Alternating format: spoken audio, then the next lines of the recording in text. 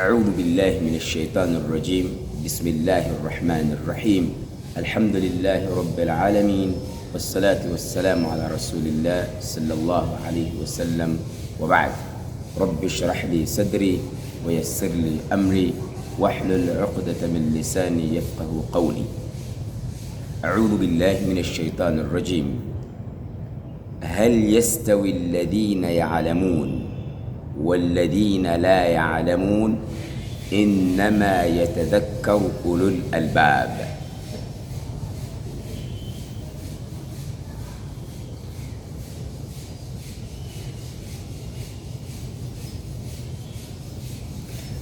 أعوذ بالله من الشيطان الرجيم. بسم الله الرحمن الرحيم، والصلاة والسلام على رسول الله صلى الله عليه وسلم، وبعد.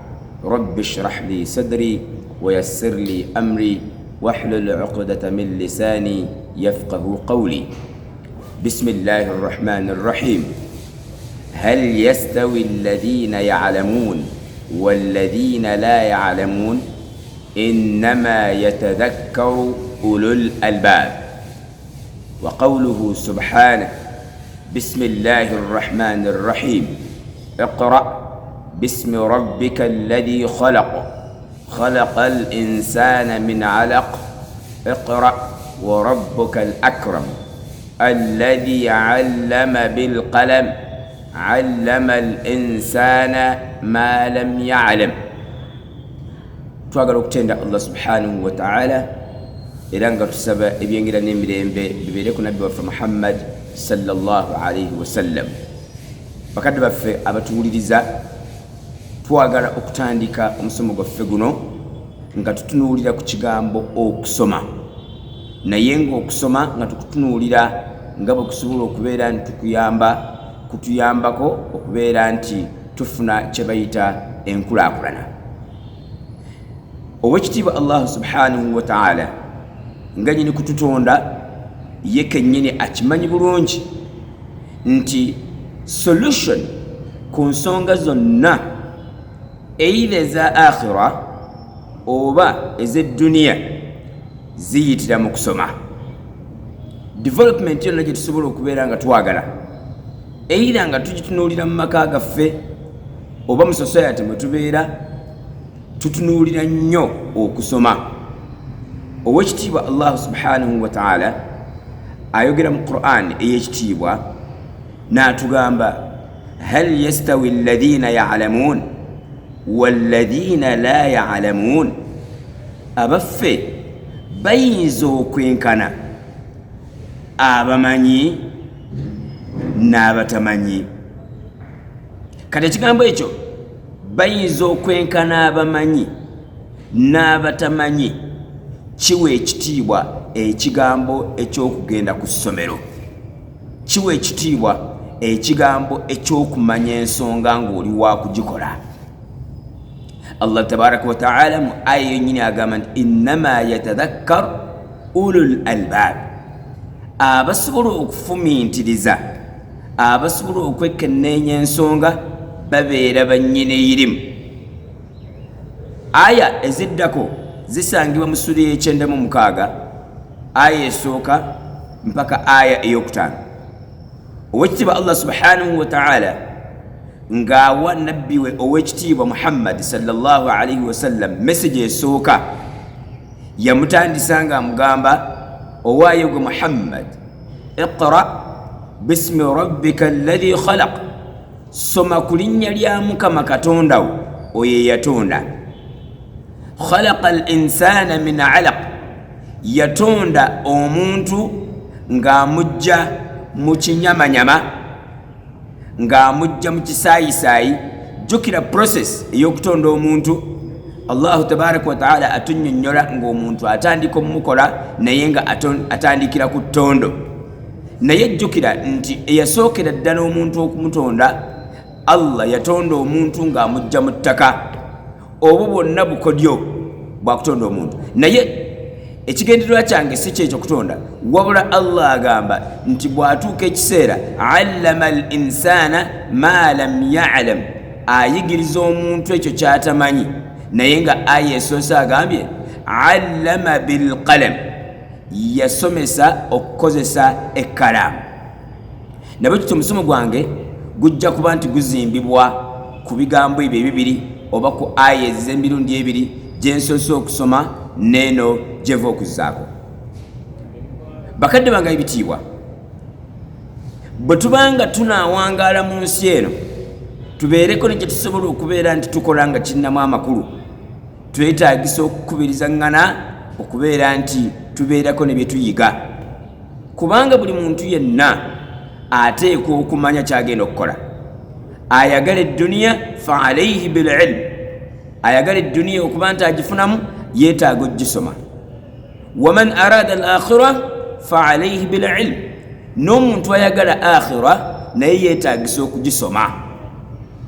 Nabwe kityo bakadde bange abibitiibwa, njagala kukubira omulanga nkubirize nze n'abampuliriza naddala buli kiisi ng'olina ezzadde ng'abasiraamu nga muzirimu community twetaagisa okubeera nti tufuna abaana abasobola okubeera nti batuddira mu bigere batukiikirire. Bakadde bange ab'ebitiibwa, irimu yonna gye tulaba yeetaagisa okubeera nti ffe tugyemaliramu. Tetulina irimu gye twawula nti eyo si yaffe, tetulina irimu gye tugamba nti eno ya ddiini, tetulina irimu gye tugamba nti eno ya sakula. Ekigambo okubeera n'eddiini n'irimu nga ya ddiini n'irimu nga ya sakula kyatuzimbibwamu buzimbibwa, naye nga si kigambo kyaffe. Ekigambo ekyo kituteekebwamu bazungu nti omuntu ateekwa okubeera nti abeera n'irimu nga ya ddiini, omulala abeere n'irimu nga ndala. Naye owekitiibwa Allah subhanahu wa ta'ala bw'aba alina Nabi Muhammad sallallahu alayhi wa sallam nga nabbi anoonya butya bw'asobola okweŋŋangamu ebizibu bya community, Allah yamugamba ansa entuufu, iqra, genda osome. Nabbi bwe yalinga mu mpuku ekigendererwa kye yali anoonya solution ku bizibu ebyalinga mu community. Abantu baalinga banywa omwenge, abantu nga baalinga bakola obwenzi, abantu baali bakola ebikolobero bingi, batta n'abaana baabwe nga bakyali bato. Naye nabbi Allah bwe yali amuwa solution ng'abantu bali mu shirik, nga ye nabbi amanyi nti Allah agenda mugamba nti bajje ku shirik, naye Allah subhanahu wa ta'ala solution gye yamuwa yamugamba iqra bismi rabbika alladhi khalaq, soma ku linnya lya Mukama Katonda wo oyo eyatonda. Message eyasooka Allah ng'agiwa nabbi yamugamba kusoma. Nabwe kityo twagala okubeera ntunuulira okusoma kuno tukusoma tutya. Ekisookera ddala tusoma, omwana yeetaagisa ku myaka egisooka, ennaku ezisooka 1000 ateekwa okubeera nti ategeezebwa Allah we amutegeere. Aqiida entuufu omwana agimanye. Kyevudde olaba tugamba nti nno al ummu madrasa, maama abeera ssomero. Bw'oba ogenda okusomesa omwana ng'onaafuna ezzadde, sooka weekenneenya omufulire maama omulungi, maama agenda okubeera essomero. Iqra bismi rabbika alladhi khalaq, khalaqa al insana min alaq, soma ku linnya lya Katonda wo Allah wo eyakutonda gwe. Amakulu aqiida twetaagisa okusookera ddala tusenseze aqiida. Omwana tumusomesa aqiida agimanye ng'akyali muto. Bwe tumala okumusomesa aqiida tumusomesa ebya science. Awo waliwo biology nga Allah alaga butya bwe yatonda omuntu. Kati okutonda omuntu kiba kitegeeza science. Kati tulina aqiida, irimu ya ddiini, ate tuteeseeko irimu ya science. Tuli kwogera ku biology, twogera ku chemistry, twogera ku physics, twogera ku mathematics, twogera ku English. Omwana asobola okubeera nga awangaala ng'asambisa ebigere bibiri. Twagala kukubiriza buli seeka yenna ali ebweru. Bw'oba oyimiridde ku kituuti ng'oyawulira mu basiraamu ng'obaawuliramu irimu n'obagamba nti eyo irimu ya because tetujjana gisoma, tugenza okuzuula ekiseera kino kye tulimu nga abatufuga batufugisa irimu. Nabwe kityo twetaagisa okubeera nti irimu eno tugisoma yonna. Owekitiibwa Allah subhanahu wa ta'ala mu ssuura ey'omukaaga aya eya 38, munnanga mpuliriza njagala tugisomemu ffenna. Aya mu makkati awo agamba ma farratna min alkitaabi fi shay, situlinayo ekintu kyonna kye twali tulese nga situkyogeddeeko mu Quran. Kati gwe buli lwogamba nti waliwo irimu gye tusaana okusoma, waliwo yimu gyetusaana kusoma. Ffe tulina okusoma ddiini yokka, tetulina kusoma chemistry, tetulina kusoma science, tetulina kusoma biology. Naye obadde okimanyi nti irimu eno yonna gye tusoma etandikibwawo ne Quran? Obadde okimanyi nti abamanyi bonna abatandikawo emisomo gya science bonna baali basiraamu? Ogwo okimanyi nti algebra musajja musiraamu, Avicenna musajja musiraamu, Averroes musajja musiraamu. Abatandikawo eyirimu ey'okugyamu amannyo, yirimu ey'okumanya eddagala, medicine, eddagala, bonna n'okujjanjaba, bonna baali basiraamu. Kaakati olwaleero ensangi zino lwaki tujjuza omuzikiti gwonna gujjule nga situlinayo munnasayansi? Twetaagisa okweddaabulula. Bwe tunaabanga tunaalaba development, abaana tubasomesa ebintu byonna. Irimu eno yonna yeetaagisa, sitwetaagisa kubeerako nekituvuma. Tetuvuna biology, tetuvuma English, tetuvuma Luzungu, tetuvuma Lungereza, wabula ebyo byonna tubeere nga tubisoma. Tujja kulaba ensi yaffe ejja kutereera, abaana baffe bajja kusoma. Amasomero gaffe aga Biraali, amasomero gaffe aga Nuru Islamiki, amasomero gaffe aga Bugembe, amasomero gaffe aga Liddawa. Tunyweze abaana tubawe eddiini ate n'emisomo emirala basobole okubeera nti bagisoma. Mutunuulire ebitambula. Technology essaawa zino olwaleero tulina medias ez'enjawulo, emisomo emeka egigenda.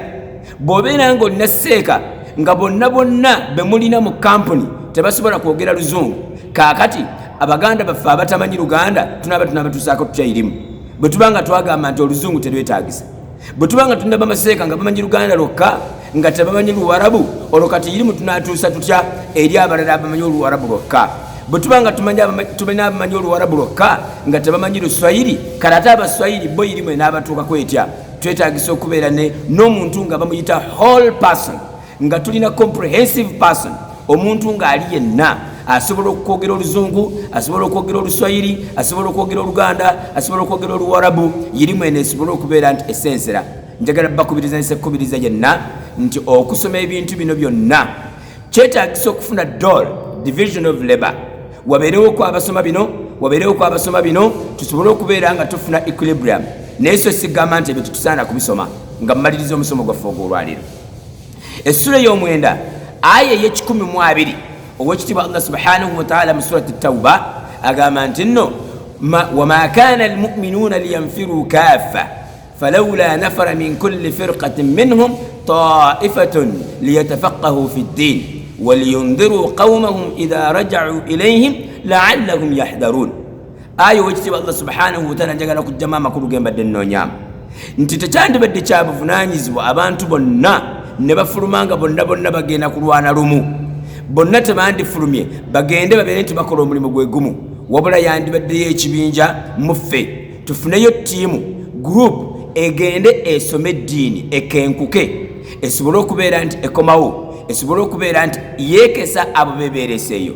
Buli mu famire twetaagisaamu omunaddiini, naye ate ekyo kiregeera nti waliwo n'abalala betwetaagisa okusoma, betwetaagisa okufuna. Twetaagisa balooya mu famire, mubeeremu balooya, mubeeremu ba doctor, mubeeremu ba pilot, mubeeremu ba developers, mubeeremu ba engineers, ba civil engineers. Tusobole okubeera nga tubalansinga the boat. Nabakityo nga mmaliriza ebigambo byange nsaba ekitiibwa Allah subhanahu wa ta'ala atukolere enteekateeka mu famire zaffe ez'enjawulo, bwe tunaabeera ne groups ez'enjawulo, bwe tukkirizaganya mu kika nti ekika kino bano famire eno ejja kusoma bino, famire eno esome bino. Bwe tunaatuuka nga tutuuse ku ttebo ebya engineering tujja bibuuza engineer, ate ebyeddiini tujja bibuuza seeka, ate ebikwatagana ku development tujja bibuuza ono yasoma development, ebya management tujja bibuuza manager.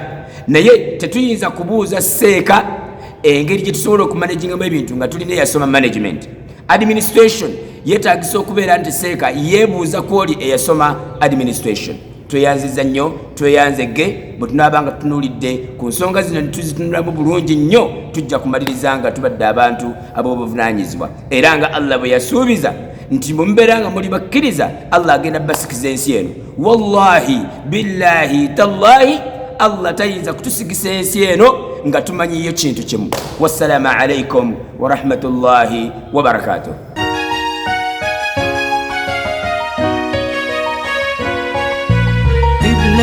Islamic Media,